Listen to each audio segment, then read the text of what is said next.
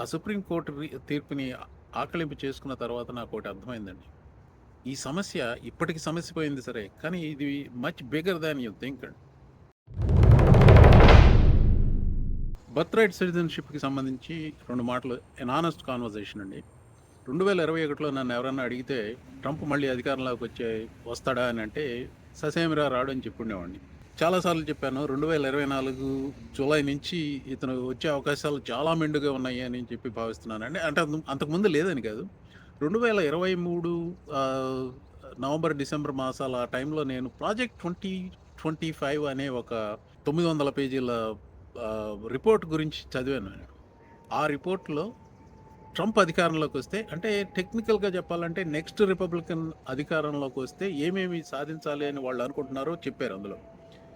అందులో ఒకటి birth right సిటిజన్షిప్‌ని రద్దు చేయాలన్న విషయం గురించి. నేను ఎక్కువగా ఫోకస్ చేసింది నాకు తెలిసిన అంశాల గురించి ఎక్కువగా ఫోకస్ చేశాను. అందులో ఒకటి ఏంటంటే యూనివర్సిటీలని ఎలా సాధించాలి, వేధించాలన్న గురించి ఉంది. అది చాప్టర్ 11 ఎడ్యుకేషన్ సిస్టమ్‌కి సంబంధించింది. అంటే 900 పేజీల్లో ఎన్నెన్ని అది మొత్తం నేను చదవలేదు. కానీ కొంచెం అందులో ఏం చేయాలనుకుంటున్నారు అనేది కొంచెం ఐడియా ఉంది. అందులో అందులో ప్రతిపాదన ఇది బర్త్ రైట్ సిటిజన్షిప్‌ని రద్దు చేయాలి అనేది. సరే, ఎన్నికలు ఫాలో అవుతూ ఉన్నాము. ట్రంప్ అధికారంలోకి వస్తే నానా రభస చేస్తాడు. చాలా అంటే గందరగోళం సృష్టిస్తాడని చెప్పి అనుకున్నాను గానీ, మొట్టమొదటి రోజే తన అధికారంలోకి వచ్చిన మొట్టమొదటి రోజే బర్త్ రైట్ సిటిజన్షిప్‌ని క్యాన్సిల్ చేస్తాడని చెప్పి నేను ఊహించలేదు. అలాగే టారిఫ్స్ అంటే అతగాడికి ఏదో చాలా ప్రీతి ఉంది. టారిఫ్స్ విధిస్తాడని నేను అనుకోలేదు. ఎందుకంటే అది బిజినెస్‌కి వ్యతిరేకంగా ఉంటుంది. ఆ డైరెక్షన్‌లో వెళ్ళడం అనుకున్నాను. నా ఊహ బెడిసికొట్టింది. ఇప్పుడు బర్త్ రైట్ సిటిజన్షిప్ అనేది ఒక్క అమెరికాలోనే ఉంది, ఇంకెక్కడా లేదని మీకెవరన్నా చెప్తే just don't pay attention to them. ఆ హక్కు రాజ్యాంగం ఈ దేశంలో పుట్టిన పిల్లలకి ఇచ్చిన హక్కు అది. 14th amendment. అలాంటి హక్కును ఏమన్నా మార్చాలంటే రాజ్యాంగం మార్చాలి. చట్టాలతో మార్చలేవు, ఎగ్జిక్యూటివ్ ఆర్డర్లతో మార్చలేరు. అలాంటి ఎగ్జిక్యూటివ్ ఆర్డర్ ఒకటి పాస్ చేసి తన మొట్టమొదటి రోజు అధికారంలోకి వచ్చిన రోజే దాన్ని పాస్ చేసాడు. ఫాస్ట్ ఫార్వర్డ్ 18 నెలల తర్వాత నిన్ననే సుప్రీంకోర్టు తీర్పు ఇచ్చింది అది చెల్లదు అని. ఆ సుప్రీంకోర్టు తీర్పుని ఆకళింపు చేసుకున్న తర్వాత నాకు ఒకటి అర్థమైందండి. ఈ సమస్య ఇప్పటికి సమస్య పోయింది సరే, కానీ ఇది much bigger than you think అండి. ప్రాజెక్ట్ 25లో ఇలాంటి తీవ్రమైన ప్రతిపాదనలు చాలా ఉన్నాయి. డొనాల్డ్ ట్రంప్ తనకి ప్రాజెక్ట్ 2025కి ఏమాత్రం సంబంధం లేదని చెప్పి ఖరాఖండిగా చెప్పాడు ఎలక్షన్లో. ఎందుకంటే ఎలక్షన్ సీజన్లో ప్రాజెక్ట్ 2025కి సంబంధించిన దుమారం ఒకటి చెలరేగింది. దానివల్ల తను ఓడిపోతాడన్న భయం ఒకటి కలిగిందనమాట. కానీ మొట్టమొదటి రోజు అధికారంలోకి రాగానే ఆ ప్రాజెక్ట్ 2025లో ప్రతిపాదించిన అంశాలు చాలా ఇంప్లిమెంట్ చేసి పరేశాడు. ఇక్కడ సైడ్ నోట్ ఏంటంటే తర్వాత కొన్ని నెలలలో యూనివర్సిటీస్ మీద ధ్వజం ఎత్తి యుద్ధం ప్రకటించాడు. అందులో మా యూనివర్సిటీ మీద కూడా వచ్చాడు. ఈ ప్రాజెక్ట్ 2025 11వ అధ్యాయం అంటే చాప్టర్ 11లో ఎడ్యుకేషన్ సిస్టమ్ని ఎలా అటాక్ చేయాలి అన్న ప్రతిపాదనలు ఉన్నాయి. అవే తీసుకొచ్చారు మా మీదకి.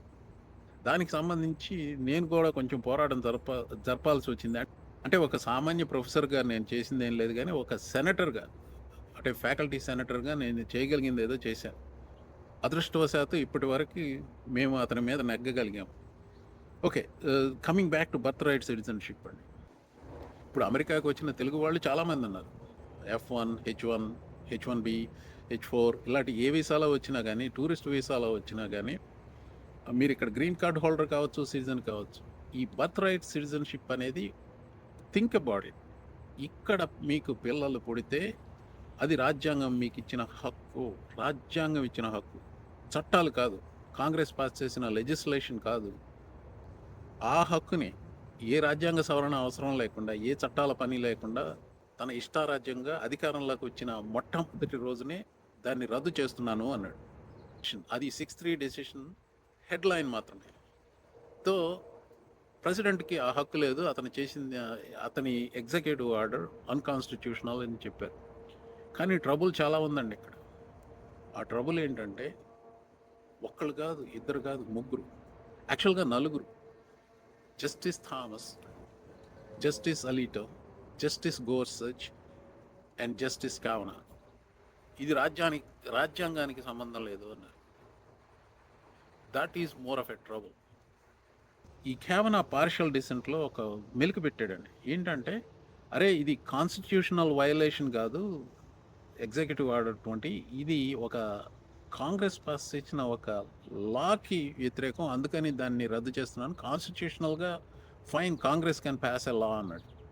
అంటే ఈ బర్త్ రైట్ సిటిజన్షిప్ని బ్యాన్ చేస్తూ కాంగ్రెస్ కెన్ పాస్ ఎ లా అన్నాడు. వెంటనే ట్రంప్ గారు ట్వీట్ చేశారు ఏమని, The Supreme Court upheld birthright citizenship, which is too bad for our country, but we can easily make it up in Congress through legislation.